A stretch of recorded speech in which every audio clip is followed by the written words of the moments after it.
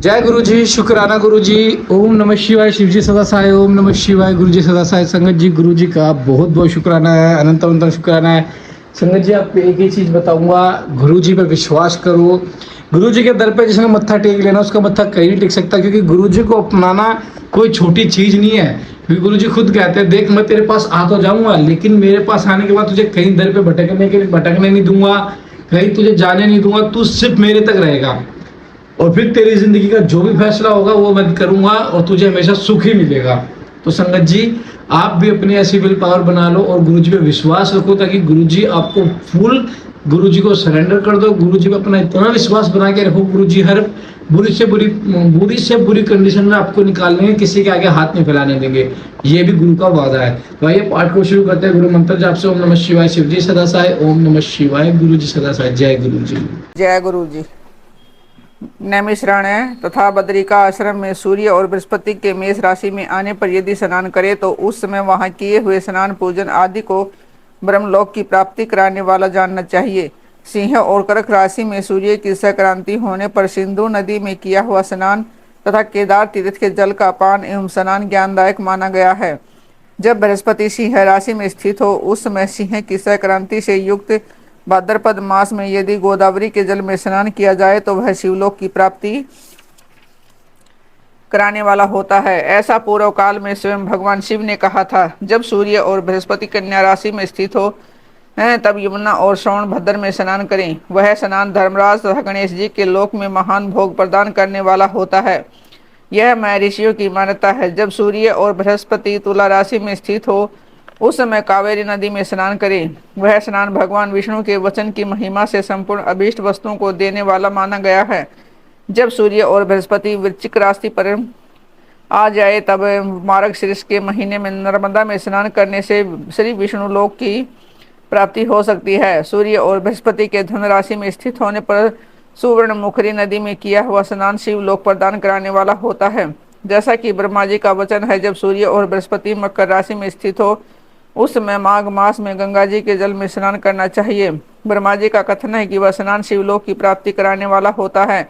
शिवलोक के पश्चात ब्रह्मा और विष्णु के स्थानों में सुख भोगने पर अंत में मनुष्य को ज्ञान की प्राप्ति हो जाती है।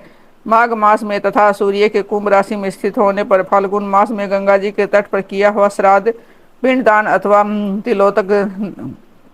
तिलोदक दान पिता और नाना दोनों कुलों के पितरों की अनेकों पीढ़ियों द्वारा उद्धार करने वाला माना गया है। सूर्य और बृहस्पति जब मीन राशि में स्थित हों तब कृष्ण वेणी नदी में किए हुए स्नान की ऋषियों ने प्रशंसा की है। उन महीनों में पूर्वोक्त तीर्थों में किया हुआ स्नान इंद्र पद की प्राप्ति कराने वाला होता है।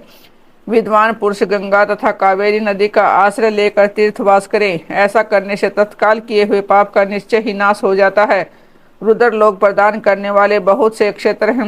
ताम्रपर्णी और वेगवती ये दोनों नदियां ब्रह्मलोक की प्राप्ति रूप फल देने वाली हैं। इन दोनों के तट पर कितने भी स्वर्गदायक क्षेत्र हैं, वह इन दोनों के मध्य में बहुत से पुण्यप्रद क्षेत्र हैं। वहाँ निवास करने वाला विद्वान पुरुष जैसे फल का भागी होता है। सदाचार, उत्तम व्यतीत, सद्भावना के साथ मन में दया भाव रखते हुए विद्वान पुरुष को तीर्थ में निवास करना चाहिए, अन्यथा उसका फल नहीं मिलता। पुण्य क्षेत्र में किया हुआ थोड़ा सा पुण्य भी अनेक प्रकार से वृद्धि को प्राप्त होता है तथा वहाँ किया हुआ छोटा सा पाप भी महान हो जाता है।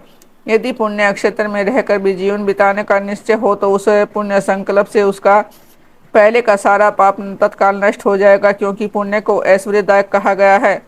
ब्राह्मणों तीर्थवास जनित पुण्य कायिका वाचिक और मानसिक सारे पापों का नाश कर देता है। तीर्थ में किया हुआ मानसिक पाप वज्रलेप हो जाता है, वह कई कल्पों तक पीछा नहीं छोड़ता। वैसा पाप केवल ध्यान से ही नष्ट होता है, अन्यथा नहीं। वाचिक पाप जप से तथा कायिक पाप शरीर को सुखाने जैसे कठोर तप से नष्ट होता है। अतः सुख चाहने वाले पुरुषों को देवताओं की पूजा करते और ब्राह्मणों को दान देते हुए पाप से बचकर ही तीर्थ में निवास करना चाहिए। सदाचार सोना है, सोचाचार, स्नान, भस्म धारण, संध्या वंदन, प्रणव जप, गायत्री जप, ध्यान, न्याय, धनोपार्जन तथा अग्निहोत्र आदि की विधि हम एवं महिमा का वर्णन। ऋषियों ने कहा कि सूर्य जी अब आप शीघ्र ही हैं, हमें वह सदाचार सुनाइए जिसे विद्वान पुरुष पुण्य लोकों पर विजय पाता है। स्वर्ग प्रदान करने वाले धर्म में आचार तथा नरक का कष्ट देने वाले अर्ध अधर्ममय आचारों का भी वर्णन कीजिए। सूत जी बोले, सदाचार का पालन करने वाला विद्वान ब्राह्मण ही वास्तव में ब्राह्मण नाम धारण करने का अधिकारी है, जो केवल वेदोक्त आचार का पालन करने वाला एवं वेद का अभ्यासी है। इस ब्राह्मण की विप्रव संज्ञा होती है। सदाचार, वेदाचार तथा विद्या, इनमें से एक एक गुण से युक्त होने पर इसे द्विज कहते हैं। इसमें स्वल्प मात्र में आचार का पालन देखा जाता है।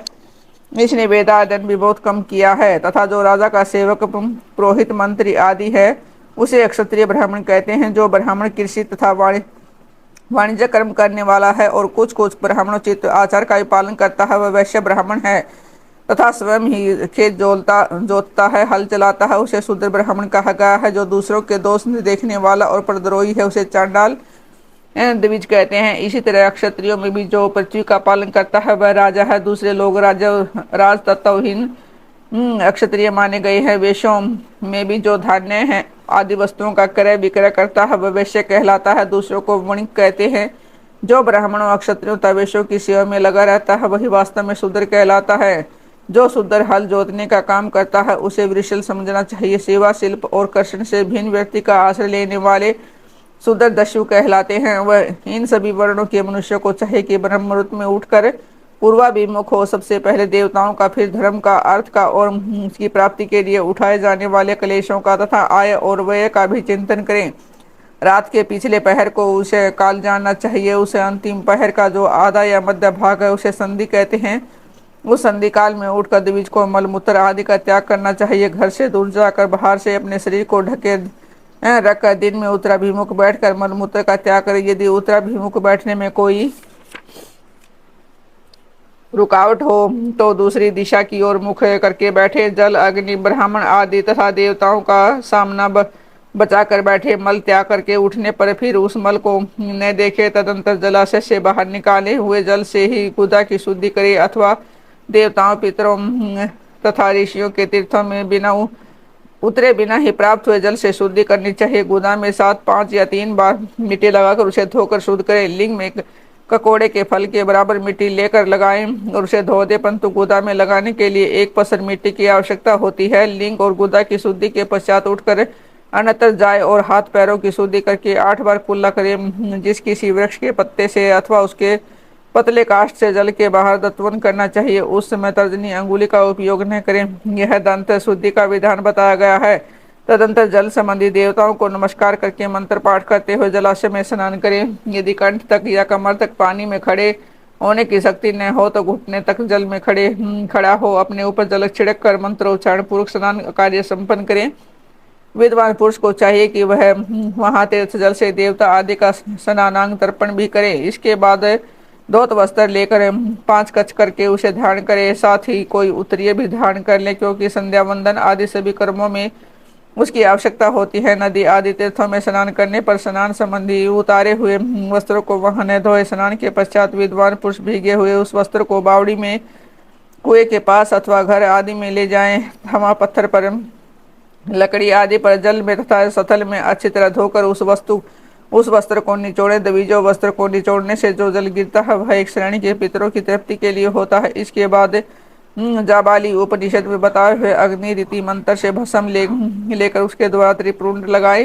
फिर उस विधि का पालन न किया जाए तो पूर्व में ही जल में भस्म गिर जाए तो गिराने वाला नरक में जाता है। आपो ही इत्यादि मंत्र से पाप शांति के लिए सिर पर जल छिड़के अथवा यस्य अक्षयाय इस मंत्र को पढ़कर पैर पर जल छिड़के, उसे सद्धि प्रोक्षण कहते हैं। आपो ही षष्ठा इत्यादि मंत्र में 3 ऋचाएं हैं और प्रत्येक ऋचा में गायत्री छंद के 3-3 चरण हैं। इनमें से प्रथम ऋचा के 3 चरणों का पाठ है करते हुए क्रमशः पैर, मस्तक और हृदय में जल छिड़के। दूसरी ऋचा के 3 चरणों को पढ़कर क्रमशः मस्तक, हृदय और पैर में जल छिड़के तथा तीसरी ऋचा के 3 चरणों का पाठ करते हुए क्रमशः हृदय, पैर और मस्तक का जल से प्रोक्षण करें। इसे विद्वान पुरुष मंत्र स्नान मानते हैं। किसी अपवित्र वस्तु से किंचित सप्रस हो जाने पर, अपना स्वास्थ्य ठीक न रहने पर, राजा और राष्ट्र पर भय उपस्थित होने पर तथा यात्रा काल में जल की उपलब्धि न होने की व्यवस्था आ जाने पर मंत्र स्नान करना चाहिए। प्रातःकाल सूर्यस्य माम मन्युश्च इत्यादि सूर्यानुवाक से तथा सायंकाल अग्निश्च माम मन्युश्च इत्यादि अग्नि संबंधी अनुवाक से जल का आचमन करके पुनः जल से अपने अंगों का प्रोक्षण करें। मदन काल में भी आप परंतु इस मंत्र से आचमन करके पूर्वत प्रोक्षण या मार्जन करना चाहिए। प्रातःकाल की संध्या उपासना में गायत्री मंत्र का जप करके 3 बार ऊपर की ओर सूर्य देव को अर्घ्य देने चाहिए। ब्राह्मणों मध्याह्न काल में गायत्री मंत्र के उच्चारण पूर्वक सूर्य को एक ही अर्घ्य देना चाहिए और फिर सायंकाल आने पर पश्चिम की ओर मुंह करके बैठ जाएं और पृथ्वी पर ही सूर्य के लिए अर्घ्य दे, ऊपर की ओर नहीं। प्रातःकाल और मध्याह्न के समय अंजलि में आधा जल लेकर उंगलियों की ओर से सूर्य देव के लिए अर्घ्य दे, फिर उंगलियों के छिद्र से ढलते हुए सूर्य को देखे तथा उनके लिए सप्ताह प्रदक्षिणा करके शुद्ध आचमन करें। सायंकाल में सूर्यास्त से 2 घड़ी पहले ही हुई संध्या निष्फल होती है, क्योंकि वह साय संध्या का समय नहीं है। ठीक उस समय पर संध्या करनी चाहिए, ऐसी शास्त्र किया गया है। यदि संध्या उपासना किए बिना दिन बीत जाए तो प्रत्येक समय के लिए क्रमशः प्रायश्चित करना चाहिए। यदि एक दिन बीते तो प्रत्येक बीते हुए संध्या काल के लिए नित्य नियम के अतिरिक्त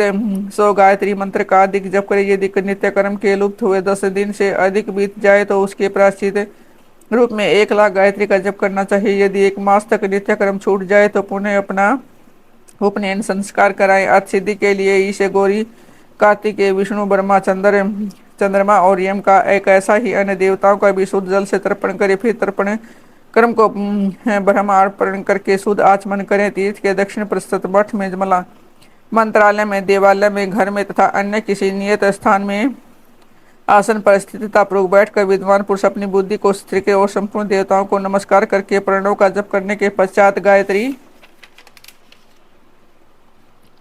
मंत्र की आवृत्ति करे। प्रणव के ए, उ और मैं, इन तीनों अक्षरों से जीव और ब्रह्म की एकता का प्रतिपादन होता है। इस बात को जानकर प्रणव का जप करना चाहिए। जब काल में यह भावना करनी चाहिए कि हम तीनों लोगों की सृष्टि करने वाले ब्रह्मा, पालन करने वाले विष्णु तथा संहार करने वाले रुद्र की जो स्वयं प्रकाश चिन्मय है उपासना करते हैं। यह ब्रह्म स्वरूप ओंकार हमारी कर्मेंद्रियों और ज्ञानेंद्रियों की प्रवृत्तियों को, मन की वृत्तियों को तथा बुद्धि वृत्तियों को सदा भोग और मोक्ष प्रदान करने वाले धर्म एवं ज्ञान की ओर प्रेरित करे। वर्णों के इस अर्थ का बुद्धि के द्वारा चिंतन करता हुआ जो इसका जप करता हुआ निश्चय ही ब्रह्म को प्राप्त होता कर लेता है, अथवा अर्थानुसंधान के बिना भी प्रणव का नित्य जप करना चाहिए। इससे ब्रह्म तव की पूर्ति होती है। ब्रह्म तव की पूर्ति के लिए श्रेष्ठ ब्राह्मण को प्रतिदिन एक प्रातःकाल 1 सहस्त्र गायत्री मंत्र का जप करना चाहिए। मध्याह्न काल में 100 बार और सायंकाल में 28 बार जप की विधि है।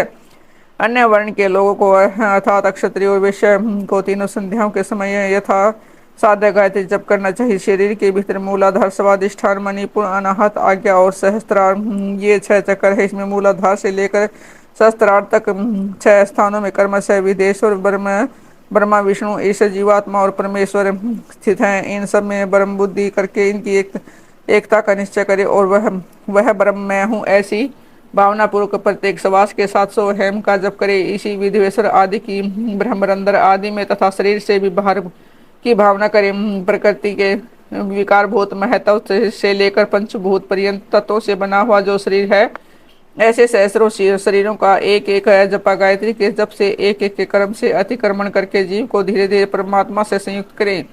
यह जप का तत्व बताया गया है। 100 अथवा 28 मंत्रों के जप से उतने ही शरीरों का अतिक्रमण होता है। इस प्रकार जो मंत्रों का जप है इसी को आदिकर्मण से वास्तविक जप जानना चाहिए। सहस्त्र बार किया हुआ जप ब्रह्मलोक प्रदान करने वाला होता है, ऐसा जानना चाहिए। 100 बार किया हुआ जप इंद्र पद की प्राप्ति करने वाला माना गया है। ब्राह्मणेतर पुरुष आत्म रक्षा के लिए जो स्वल्प मात्रा में जप करता है वह ब्राह्मण के कुल में जन्म लेता है। प्रतिदिन सूर्य उपस्थान करके उपयुक्त रूप से जप का अनुष्ठान करना चाहिए। 12 लाख गायत्री का जप करने वाला पुरुष पूर्ण रूप से ब्राह्मण कहा गया है। जिस ब्राह्मण ने 1 लाख गायत्री का भी जप न किया हो उसे वैदिक कार्य में न लगाए। 70 वर्ष की अवस्था तक नियम पालन पूर्वक कार्य करे। इसके बाद ग्रह त्याग कर संन्यास ले। परिवाजक या सन्यासी पुरुष नित्य प्रातः काल 12,000 प्रणव का जप करे। यदि एक दिन इस नियम का उल्लंघन हो जाए तो दूसरे दिन उसके बदले में उतना मंत्र और अधिक जपना चाहिए और सदा इस प्रकार जप को चलाने का प्रयत्न करना चाहिए। यदि कर्म से 1 मास आदि का उल्लंघन हो गया है तो 1.5 लाख जप करके उसका प्रायश्चित करना चाहिए। उससे अधिक समय तक नियम का उल्लंघन हो जाए तो पुनः नए सिरे से गुरु से नियम ग्रहण करे। ऐसा करने से दोषों की शांति होती है, अन्यथा रौरव नरक में जाता है। जो सकाम भावना से युक्त गृहस्थ ब्राह्मण है उसी को धर्म तथा अर्थ के लिए यत्न करना चाहिए। मुमुक्षु ब्राह्मण को तो सदा ज्ञान का ही अभ्यास करना चाहिए। धर्म से अर्थ की प्राप्ति होती है, अर्थ से भोग सुलभ होता हो, फिर उस भोग से वैराग्य की संभावना होती है। वे धर्म पूर्वक पराजित धन से जो भोग प्राप्त होता है उससे एक दिन अवश्य वैराग्य का उदय होता है। धर्म के विपरीत या धर्म से उपराजित होते हुए धन के द्वारा जो भोग प्राप्त होता है उससे भोगों के प्रति आसक्ति उत्पन्न होती है। मनुष्य धर्म से धन पाता है, तपस्या से उसे दिव्य रूप की प्राप्ति होती है, कामनाओं का त्याग करने वाले पुरुष के अंतःकरण की शुद्धि होती है और शुद्धि से ज्ञान का उदय होता है, इसमें संशय नहीं है।